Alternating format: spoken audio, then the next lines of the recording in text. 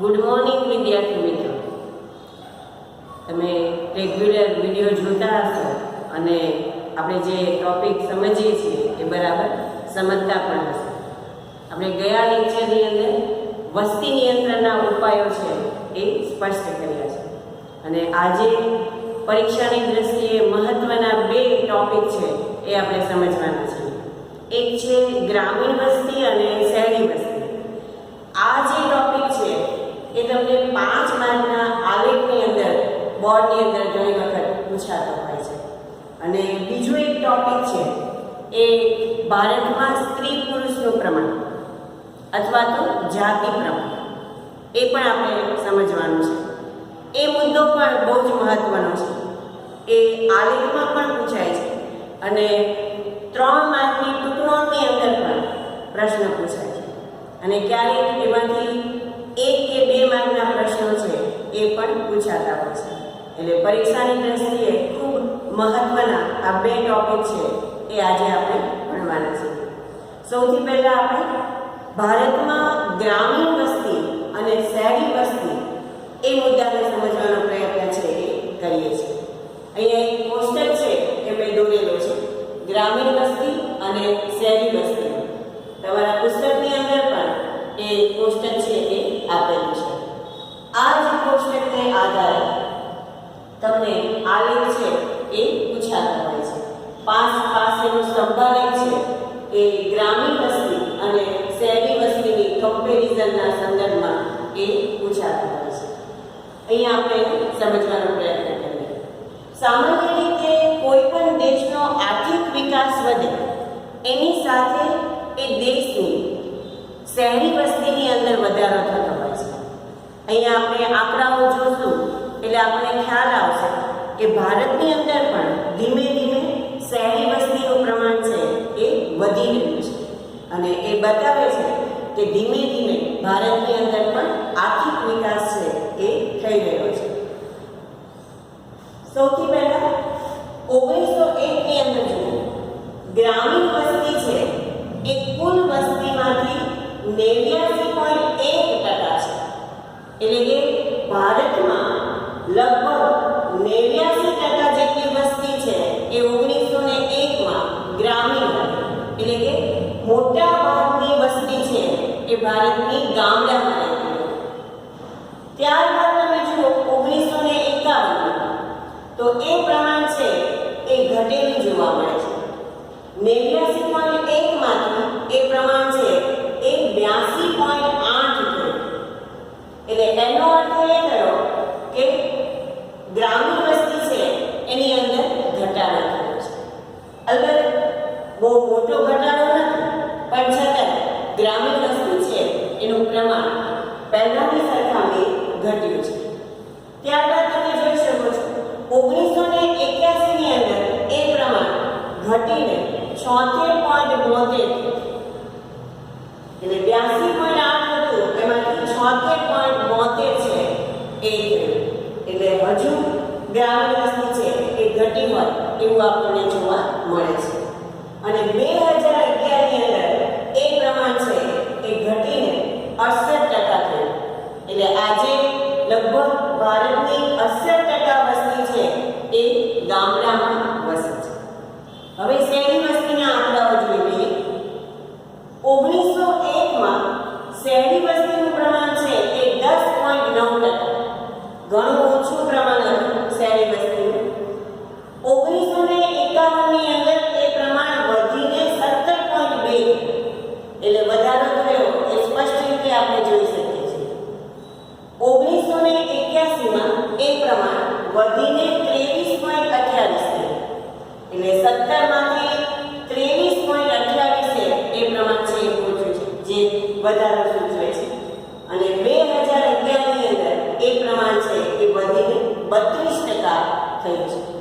એટલે આંકડાઓ પરથી આપણને ખ્યાલ આવે છે કે ક્રમશઃ ગ્રામીણ વસ્તી છે એ ઘટી રહી છે અને શહેરી વસ્તી છે એ વધી રહી છે, જે આર્થિક વિકાસનું પણ સૂચન કરે છે. હવે આનું જે વિશ્લેષણ તમારે કરવું પડે એની અંદર જે વાતો આપણે કેટલીક સમજાય છે એ અહીંયા હું સ્પષ્ટ કરું છું.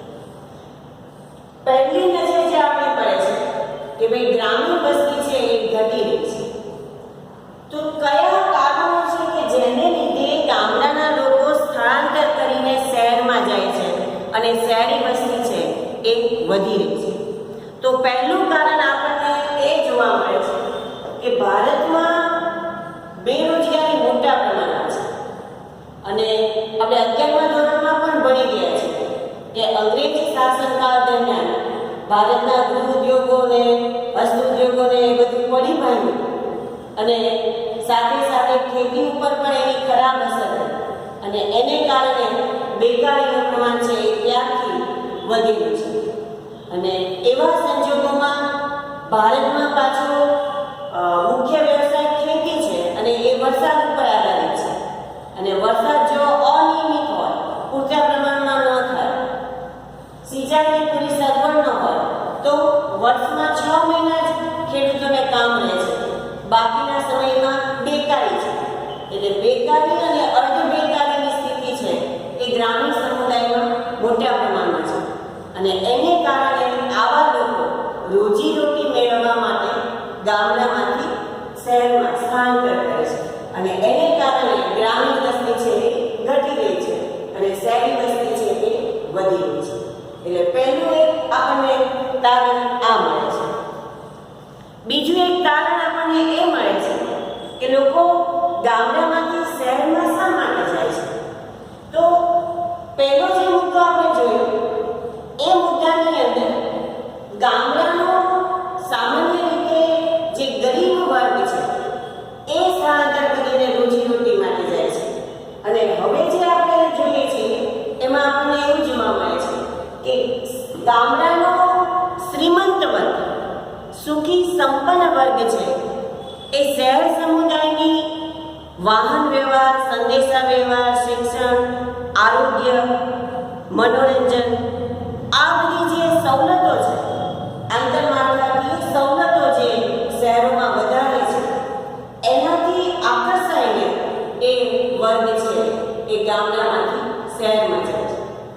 તમને ખબર હશે કે ભાવનગર તો શહેર છે પણ છતાંય સુરતની કમ્પેરિઝનમાં નાનું છે અને સુરતની અંદર આંતરમાળખાકીય સુવિધાઓ છે એ ઘણી વધારે છે. એટલે ભાવનગરનો ઘણો સુખી સંપન્ન વર્ગ છે એ સુરત સ્થળાંતર કરી ગયો છે. તો આ રીતે સુખી સંપન્ન વર્ગ છે એ પણ ગામડામાંથી શહેર તરફ સ્થળાંતર કરી રહ્યો હોય એવું આપણને જોવા મળે છે. એક બીજી બાબત પણ આને આધારે સ્પષ્ટ થાય છે કે તમે જોયું હશે કે ગામડામાંથી શહેરમાં જે સ્થળાંતર થઈ રહ્યું છે એ સ્થળાંતર મોટે ભાગે મોટા શહેરોમાં વધારે થાય છે, નાના શહેરોમાં બહુ થતું નથી.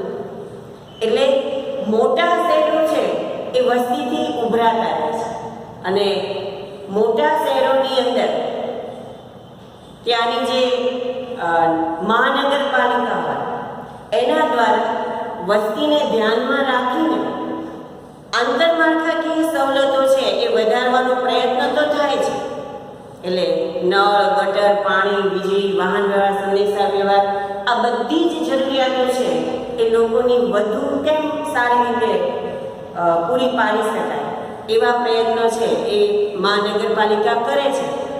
પણ વસ્તી એટલી ઝડપથી વધે છે કે એ પ્રયત્નો છે એ ઓછા પડે છે અને એને કારણે ઘણી વખત એવું થાય છે કે સ્થળાંતર કરીને આવેલી જે વસ્તી છે એ વસ્તીને આ બધી જે જરૂરિયાતો છે એ પૂરતા પ્રમાણમાં ન પણ મળે. ખાસ કરીને એવું થાય છે કે ગામડાનો જે ગરીબ વર્ગ છે એ જ્યારે શહેરમાં આવે છે ત્યારે એને રોજીરોટી તો મળી જાય છે પણ રહેવા માટે ઘર મળતું નથી. એટલે રોટલો મળે પણ ઓટલો ન મળે એવી સ્થિતિ સર્જાય છે અને એને કારણે આવા શહેરોની અંદર ઘણા બધા પ્રશ્નો પણ ઊભા થાય છે. ગંદા વસવાટો, પ્રદૂષણ અને આવ્યા પછી પણ પૂરતા પ્રમાણમાં રોજગારી ન મળે તો એમાંથી લોકો ચોરી, લૂંટફાટ જેવી અસામાજિક પ્રવૃત્તિ કરતા પણ થઈ જતા હોય છે. તો આ ગ્રામીણ અને શહેરી વસ્તી છે એ વસ્તીને અહીં આપણે સમજવાનો પ્રયત્ન છે એ કર્યો છે અને ખાસ કરીને મેં કહ્યું એ પ્રમાણે એ આલેખ માટે અગત્યનું છે. હવે પછીનો જે મુદ્દો છે એ ભારતમાં સ્ત્રી પુરુષનું પ્રમાણ અથવા તો જાતિ પ્રમાણ છે એ પણ ખૂબ અગત્યનો છે અને 1 માર્ક 2 માર્ક 3 માર્ક 5 માર્ક બધી રીતે એ અગત્યનો છે. તો હવે આપણે ભારતમાં સ્ત્રી પુરુષનું પ્રમાણ એ મુદ્દાને સમજવાનો પ્રયત્ન કરીશું. સૌથી પહેલા આપણે ભારતમાં જાતિ પ્રમાણ એટલે શું એને સમજવાનો પ્રયત્ન છે એ કરીએ છીએ. 10,000 પુરુષો સ્ત્રીઓની સંખ્યા 10,000 પુરુષોએ સ્ત્રીઓની સંખ્યા એટલે જાતિ પ્રમાણ અથવા તો લિંગ પ્રમાણ અથવા તો સ્ત્રી પુરુષનું પ્રમાણ. 10,000 પુરુષોએ સ્ત્રીઓનું પ્રમાણ એટલે સ્ત્રી પુરુષનું પ્રમાણ અથવા તો જાતિ પ્રમાણ અથવા તો લિંગ પ્રમાણ. વસ્તીના વલણની અંદર સ્ત્રી પુરુષના પ્રમાણને પણ સમજવામાં આવે છે, કારણ કે સ્ત્રી પુરુષનું પ્રમાણ છે એ પણ મહત્વનું છે. જો વસ્તીમાં સ્ત્રી અને પુરુષના પ્રમાણમાં સમતુલા હોય તો કોઈ પ્રશ્ન છે એ ઊભા થતા નથી, પરંતુ જો સ્ત્રી અને પુરુષના પ્રમાણમાં અસમતુલા હોય, વિષમતા હોય તો એને કારણે કુટુંબ, લગ્ન, પ્રજનન, અર્થવ્યવસ્થા આ દરેક ક્ષેત્રે પ્રશ્નો છે એ ઊભા થાય છે. ભારતમાં સ્ત્રી પુરુષના પ્રમાણની જો વિશેષતાને સમજીએ તો ભારતમાં 10,000 પુરુષોએ સ્ત્રીઓનું પ્રમાણ છે એ ઓછું છે.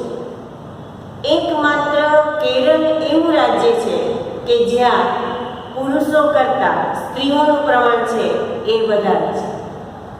કેરળમાં 2011ના આંકડા પ્રમાણે 10,000 પુરુષોએ સ્ત્રીઓની સંખ્યા છે એ 1,084 જોવા મળે છે. આ તમારો MCQ નો પ્રશ્ન છે એ બની શકે. હવે પ્રશ્ન એ થાય કે આ જે વિષમતા જોવા મળે છે સ્ત્રી પુરુષના પ્રમાણમાં, એની માટે કયા કારણો છે એ જવાબદાર હશે. તો અહીંયા આપણે સ્ત્રી પુરુષના પ્રમાણમાં ભારતમાં જે વિષમતા જોવા મળે છે એની માટે કયા કારણો જવાબદાર છે એને સમજવાનો પ્રયત્ન છે એ કરીએ છીએ. પહેલું કારણ છે સ્ત્રીઓનું નીચું સ્થાન. ભારતમાં પ્રાચીન સમયથી સ્ત્રીઓનું સ્થાન છે એ નીચું છે અને એટલે જ તમે જાણો છો કે દીકરીઓને દૂધ પીતી કરવાનો કુરિવાજ એ ભારતમાં હતો અને પતિ મૃત્યુ પામે તો એ સ્ત્રીને એની પાછળ સતી થઈ જવું પડતું, એટલે કે સતી પ્રથાનો પણ કુરિવાજ હતો અને આને કારણે પ્રાચીન સમયથી જ ભારતમાં સ્ત્રીઓનું પ્રમાણ છે એ નીચું હતું. એ જ રીતે વર્તમાન સમયની અંદર તમે સ્ત્રી ભ્રૂણ હત્યા એવો શબ્દ સાંભળેલો હશે. એટલે ગર્ભ પરીક્ષણમાં જો ખબર પડે કે સ્ત્રી સંતાન છે તો ગર્ભમાં જ એ સંતાનને મારી નાખવામાં આવે છે, જેને સ્ત્રી ભ્રૂણ હત્યા કહેવામાં આવે છે. એટલે એ સ્ત્રી ભ્રૂણ હત્યાનું પ્રમાણ છે એ વધારે જોવા મળે છે. તો આ પરિસ્થિતિને કારણે ભારતમાં સ્ત્રીઓનું પ્રમાણ છે એ નીચું છે અથવા તો ઓછું છે એમ આપણે કહી શકીએ. બીજું છે સ્ત્રીઓના પોષણ, સ્વાસ્થ્ય અને શિક્ષણ પ્રત્યે દુર્લક્ષ. એટલે કે સ્ત્રીઓનું સ્થાન છે એ નીચું છે, એનો દરજ્જો છે એ નીચું છે અને એને કારણે સ્ત્રીઓના પોષણ, આહાર, સ્વાસ્થ્ય કે શિક્ષણ પ્રત્યે જેટલું ધ્યાન અપાવવું જોઈએ એટલું ધ્યાન છે એ અપાતું નથી અને એટલે સ્ત્રી મૃત્યુનું પ્રમાણ ઓછું જોવા મળે છે. તમને ખ્યાલ હશે શિક્ષિત કુટુંબમાં નહીં પરંતુ ઘણા બધા કુટુંબમાં આજે પણ ઘરના પુરુષ સભ્યો છે એ પહેલા જમે અને પછી સ્ત્રી સભ્યો છે એ જમતા હોય છે.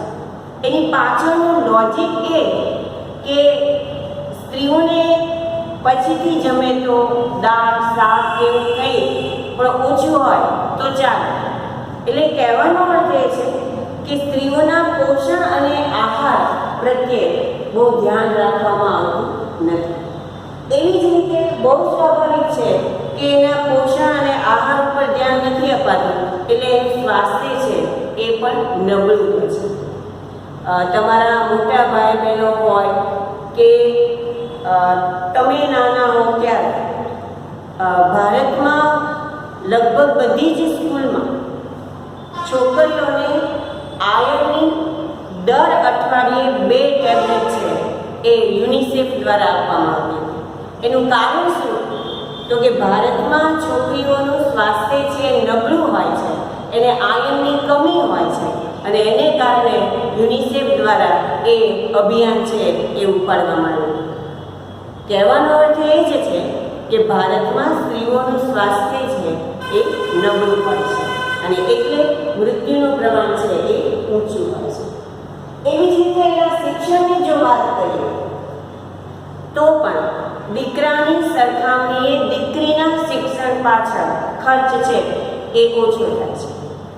કોઈ એક કુટુંબ હોય અને 2 સંતાનો અને માતા પિતાની સ્થિતિ છે એ એક બાળકને સારી રીતે ભણાવવાની હોય તો એવા સંજોગોમાં દીકરી કરતાં દીકરો છે એ બહુ હોશિયાર ન હોય, ભણવામાં નબળો હોય તો પણ દીકરીને બદલે દીકરાને આગળ ભણાવવાનું પસંદ છે એ કરાય છે.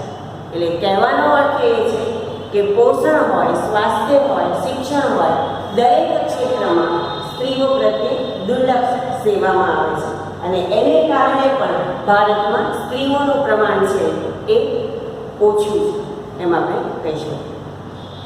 ત્રીજું છે દહેજ પ્રથા. દહેજ પ્રથા એ ભારતની અંદર જોવા મળતો એક પૂરી વાત છે એમ કહીએ તો પણ ચાલે. લગ્ન થાય ત્યારે મોટા પ્રમાણમાં દહેજ આપ્યા પછી પણ સાસરિયા તરફથી દીકરીના માતા પિતા પાસેથી પૈસા કે વસ્તુઓ વગેરેની માંગ છે એ થયા કરતી હોય છે અને જે પુત્રવધુ હોય એને હેરાન કરવામાં આવતી હોય છે અને એવા સંજોગોમાં ઘણી બધી સ્ત્રીઓ છે એ હેરાનગતિનો સામનો ન કરી શકે તો એવા સંજોગોમાં એ આપઘાત કરી દેતી હોય છે. તો એને કારણે પણ સ્ત્રીઓમાં મૃત્યુનું પ્રમાણ છે એ ઊંચું છે એમ આપણે કહીએ. પછી છે કન્યાઓના નાની વયે. આપણે આગળ જ જોઈ ગયા સામાજિક કારણોમાં ઊંચા જન્મદરના કે ભારતમાં નાની વયે છોકરીઓને પરણાવી દેવામાં આવે છે એટલે પ્રજનન કાળ છે એ લાંબો થાય છે અને નાની વયે લગ્ન થાય છે એટલે છોકરીઓ ભણેલી હોતી નથી અને એને કારણે આવી છોકરીઓ છે એ વધારે બાળકોને જન્મ આપે છે અને કુપોષણથી તો પીડાતી જ હોય છે.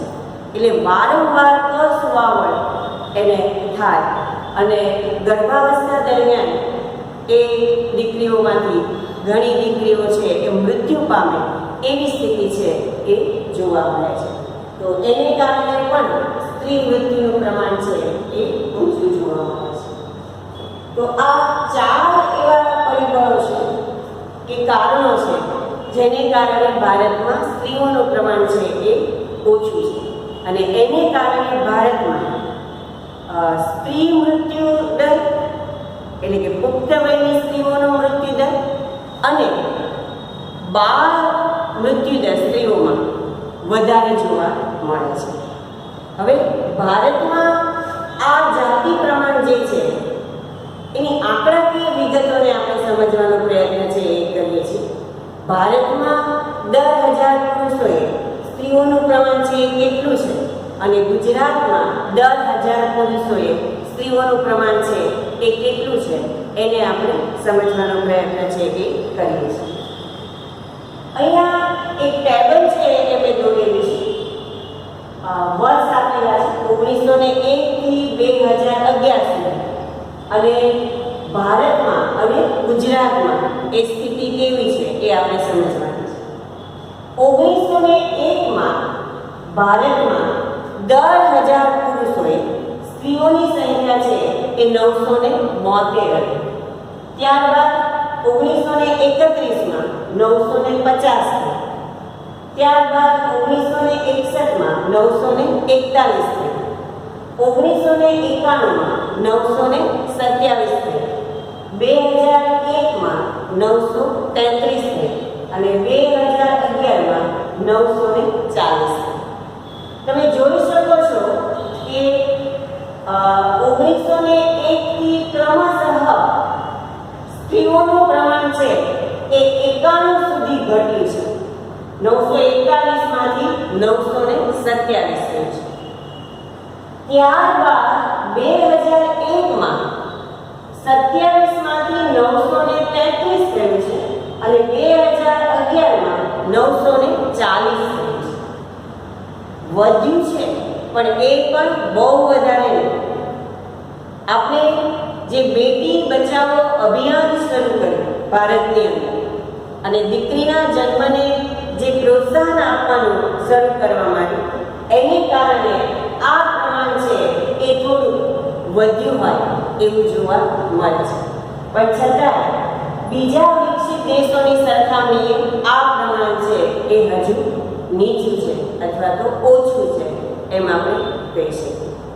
હવે ગુજરાતની સ્થિતિ છે એને સમજવાનો પ્રયત્ન આપણે કરીએ તો ગુજરાતમાં 1901માં 954, 1931માં 945, 1961માં 940, 1991 936, 2001 921 અને 2011 918. તમે જોઈ શકો છો કે ગુજરાતમાં ક્રમશઃ 1901 થી 2011 સુધીમાં ભારતમાં સ્ત્રીઓનું પ્રમાણ છે એ ઘટતું જતું જોવા મળે છે. ભારતની સરખામણીએ જો ગુજરાતની સ્થિતિ છે એને સમજવાનો પ્રયત્ન કરીએ તો ભારત કરતાં ગુજરાતમાં સ્ત્રીઓની સંખ્યા પ્રમાણમાં વધુ ઓછી છે. જુઓ 972 તો 954, 950, 945, 941, 940. એકમાત્ર 1991 વર્ષ એવું છે કે જેની અંદર ભારતમાં 927 છે અને ગુજરાતમાં 936 છે. પછી તમે જુઓ 2001માં 933 અને ગુજરાતમાં 921, 2011 940 ભારતમાં અને ગુજરાતમાં 918. એટલે ગુજરાતમાં ભારતની સરખામણીએ પણ સ્ત્રીઓનું પ્રમાણ છે એ નીચું છે. ભારતના જે સમૃદ્ધ રાજ્યો છે પંજાબ, હરિયાણા, ગુજરાત આ બધા જ રાજ્યોની અંદર સ્ત્રીઓની સ્થિતિ છે એ વધુ ચિંતાજનક છે. કારણ કે આ બધા જ રાજ્યો સમૃદ્ધ હોવા છતાં આ રાજ્યોમાં સ્ત્રીઓનું પ્રમાણ છે એ ભારતના કુલ પ્રમાણ કરતાં પણ નીચું છે અથવા તો ઓછું છે. એટલે જો ભારતે વધુ વિકાસ કરવો હોય ગુજરાતે પણ અને સ્ત્રી પુરુષના પ્રમાણના સંદર્ભમાં સમસ્યાઓ ઊભી ન થાય એવું આપણે ઈચ્છતા હોય તો સ્ત્રી અને પુરુષના પ્રમાણમાં સમતુલા હોવી જરૂરી છે. તો અહીંયા આપણે ભારતમાં જાતિ પ્રમાણ અથવા તો લિંગ પ્રમાણ અથવા તો સ્ત્રી પુરુષનું પ્રમાણ આ મુદ્દાને સમજવાનો પ્રયત્ન છે એ કર્યો છે. ઘણી વખત તમને 5 માર્કના પ્રશ્નમાં માત્ર ભારતની આ આંકડાકીય વિગત છે એ સાદા સ્તંભાલેખમાં પૂછાય છે. ઘણી વખત માત્ર ગુજરાતની આ આંકડાકીય વિગતો સાદા સ્તંભાલેખમાં 5 માર્કના પ્રશ્નમાં પૂછાય છે અને ક્યારેક આ બંનેની કમ્પેરિઝન થાય એ રીતે પાસ પાસેની સ્તંભાકૃતિમાં તમને પૂછાય છે 5 માર્કના પ્રશ્ન. એટલે આ જે વિગત છે એને આધારે તમારે ગ્રાફ પોથીમાં એનો ગ્રાફ છે એ વિશ્લેષણ સાથે બનાવવાનો રહેશે.